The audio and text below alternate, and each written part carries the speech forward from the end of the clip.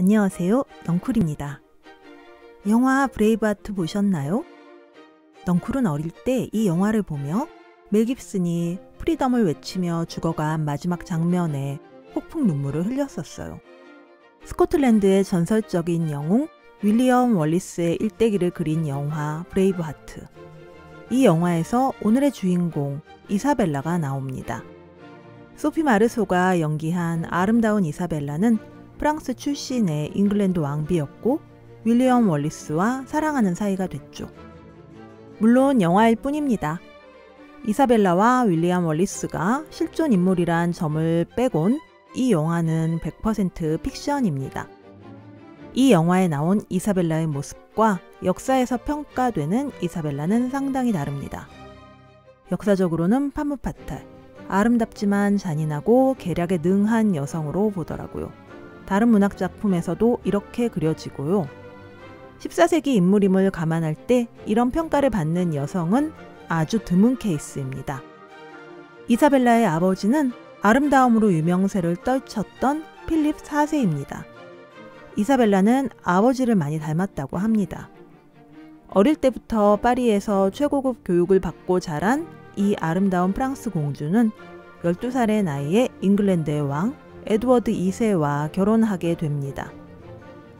헌데 그녀의 아름다움에 반응하지 않은 남자가 하필이면 남편인 에드워드 2세였습니다. 에드워드 2세는 신하인 피터 가베스턴을 총애했는데 이 총애가 동성애를 의심받을 만큼 과했다고 해요. 가베스턴은 공식 행사에서 이사벨라보다 더 화려한 옷을 입었고 에드워드의 바로 옆자리, 이사벨라의 자리에 앉아 있었습니다. 영국은 대주교와 의회가 왕권을 견제하고 제압하는 나라입니다.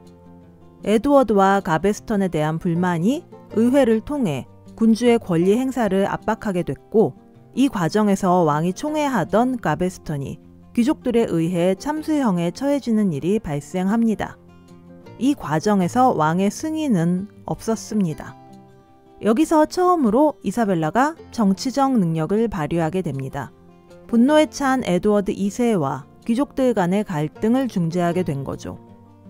사실 가베스턴과 에드워드의 관계가 진짜 동성애였는지에 대해 확신이 아닌 추측만 남아있는 가장 큰 이유는 그래도 에드워드가 아내를 존중하는 모습을 보였고 둘 사이에 몇 명의 자녀가 있었기 때문입니다. 이 중 두 부부에게 중요한 카드는 아들인 에드워드 3세였습니다. 이사벨라가 친정인 프랑스에 방문해서 잉글랜드를 위한 여러 가지 정치적인 활동을 벌이는 동안 영국의 사정은 점점 더 왕에게 불리하게 돌아갑니다. 우선 1315년부터 영국에 심각한 흉작과 가축 질병이 발생합니다. 많은 사람이 죽었고 재정 형편은 매우 나빠졌습니다. 민심은 바닥까지 추락하게 됐죠. 사람들이 왕을 얼마나 싫어했는지 에드워드 2세가 어릴 때 요람에서 바꿔치기 된 가짜라는 소문까지 퍼졌다고 합니다. 에드워드 2세는 가베스턴을 처형한 귀족들을 계속 미워했고 그 과정에서 휴 데스펜서란 신하를 매우 총애하게 됩니다. 이사벨라는 데스펜서가 가베스턴보다 훨씬 위험하다고 인지했습니다. 데스펜서는 계속 이사벨라의 안정과 지위를 위협했거든요. 그래서 그녀는 자신이 가진 두 개의 카드로 인생을 건 승부를 걸게 됩니다. 프랑스의 왕족이라는 지위와 잉글랜드의 왕위 계승권자의 어머니라는 지위였죠.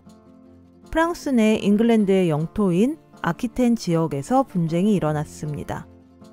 잉글랜드 국왕은 프랑스 내에서의 권한을 행사할 땐 프랑스 국왕의 신하로서 처리하게 되어 있었죠. 이사벨라는 이러한 복잡 미묘한 관계에서 생긴 문제의 해결은 본인이 적임자이니 자신을 프랑스에 보내달라고 남편에게 청했습니다. 에드워드는 이 제안을 수락했죠. 영국 본토도 내전으로 정신없는 상황이었거든요. 그녀는 이 갈등을 훌륭하게 처리했습니다.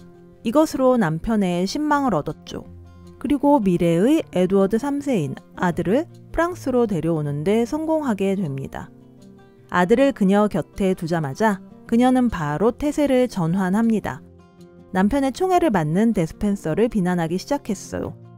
그리고 공공연히 남편과 자신의 결혼은 이미 끝났다고 소문을 냈습니다. 남편의 배신으로 이 결혼 생활이 끝났기에 자신은 절대 잉글랜드로 돌아가지 않을 거라 공표하기도 합니다. 놀란 에드워드는 프랑스와 교황에게 긴급히 편지를 보냈으나 프랑스 왕은 자신의 여동생 이사벨라의 자유의지를 존중한다 선언하며 에드워드의 요구를 묵살합니다. 프랑스 왕의 입장에선 잉글랜드의 왕위 계승자가 자기 수중에 있는 것이 아키텐의 영향력을 행사하기에 훨씬 유리하니까요. 이 혼란의 와중에 이사벨라는 뜻을 같이 하는, 즉 같은 적을 가진 동료 모티머를 만납니다. 에드워드 2세와 데스펜서에게 원한을 품은 모티머는 이사벨라의 든든한 오른팔이자 애인이 됐습니다. 물론 이 또한 에드워드가 동성애자였다는 것만큼이나 소문과 뇌피셜이지만요. 결국 이사벨라와 모티머는 에드워드 2세를 폐위시키고 그녀의 아들을 왕위에 앉히는 데 성공합니다. 에드워드 2세는 아들에게 왕위를 양위한, 강제로 폐위당한 잉글랜드의 첫 번째 왕이 됐습니다. 피해 복수가 계속됐습니다. 데스펜서는 잔인하게 처형당했고 에드워드 2세는 감금 생활 중에 의문사합니다. 에드워드 2세의 죽음에 대해선 여러 소문이 있는데 다 언급하기 꽤 끔찍한 내용들이더라고요. 이사벨라와 모티머의 섭정은 오래가지 않아 끝나게 됩니다. 어린 왕 에드워드 3세가 15세가 되자마자 모티머와 어머니를 쫓아냈는데 이 과정에서 모티머는 처형당하지만 왕의 어머니인 이사벨라는 살아남게 됩니다. 이 사건 이후 정치에서 물러난 그녀는 왕의 어머니로서 편안하고 호화로운 삶을 살았다고 합니다. 프랑스에서는 마지막 카페 왕조의 왕이었던 이사벨라의 오빠가 사망했고 상속자를 남기지 못했습니다. 여성의 왕위 계승을 인정하지 않던 법 때문에 상속인을 정하는 데 큰 혼란이 발생했고 이 과정에서 에드워드 3세도 카페 왕조의 후예인 본인의 왕위 계승권을 주장하게 됐습니다. 이것이 백년 전쟁의 시작이 될 줄이야 누가 알았겠어요. 넝쿨이 좋아하는 영국 이야기, 역사 이야기. 프랑스 카페 왕조의 마지막 공주이자 영국 왕을 퇴위시킨 최초의 왕비. 아름답고 잔인한 이사벨라 이야기 재미있으셨나요? 책넝쿨의 영상이 도움되셨다면 구독, 좋아요 꼭 눌러주세요. 여러분의 응원이 더 좋은 영상을 만드는 데 큰 힘이 됩니다. 넝쿨의 1분 명상을 클릭하시면 이어서 1분 명상을 하실 수 있습니다. 감사합니다.